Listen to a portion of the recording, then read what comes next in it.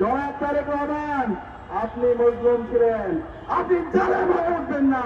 এই বিএনপি সন্ত্রাসীরা আর কোন মায়ের পর্যন্ত হামলা করে তুলেরকে আমরা আর এক মুহূর্ত সহ্য করবো না। একটা দল পাগল হইয়া গেছে। কি হয়ে গেছে?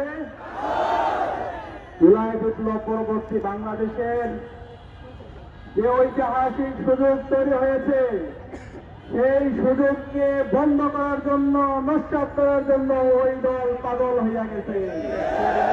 500 দিনের আমলনামা যদি ওই দলের দেখেন, আপনারা দেখতে পাবেন ওই দল কোন সময় ধরে চাঁদাবাজি, টেন্ডারবাজি, ধর্ষণ, সন্ত্রাস এবং মাফিয়াতন্ত্র কায়েম করেছে। 1.5 বছর পরে তাদের একজন নেতা এসেছে। ওই নেতা আসার পরে আমরা দেখতে পেয়েছি ওই দলের সন্ত্রাসীরা আরো লাগামহীন হয়ে উঠেছে। ওই নেতা আসার পরে বাংলাদেশের প্রতিটি ক্যাম্পাসে যেই গণতন্ত্রের ধারা শুরু হয়েছে, সেই গণতন্ত্রের ধারা বন্ধ করার জন্য পাগল হইয়া গেছে। আমরা বাংলাদেশে গণতন্ত্র চাই না, তারা বাংলাদেশের মাফিয়াতন্ত্র চায়। আমরা দেখতে পাচ্ছি 12 ফেব্রুয়ারি আসার আগে তারা পরাজয় হয়ে গেছে। আজকে তারা কাপুরুষের মতো সারা দেশে আমার মা বোনদের উপর হামলা করছে।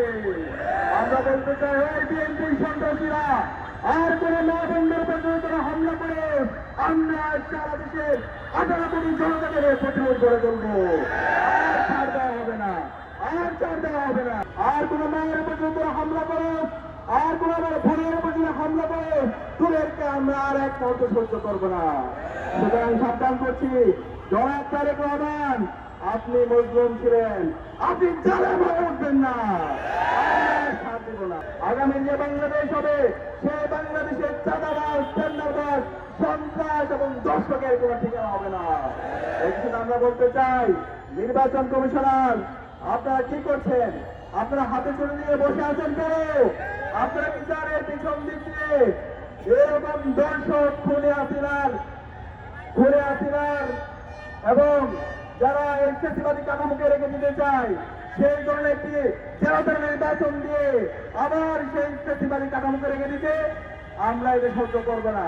সকল দলের জন্য লেভেল প্লেইং ফিল্ড এনশিওর করতে হবে। এলো খবরের কাগজ, নিখাত, নির্ভীক, নিরপেক্ষ।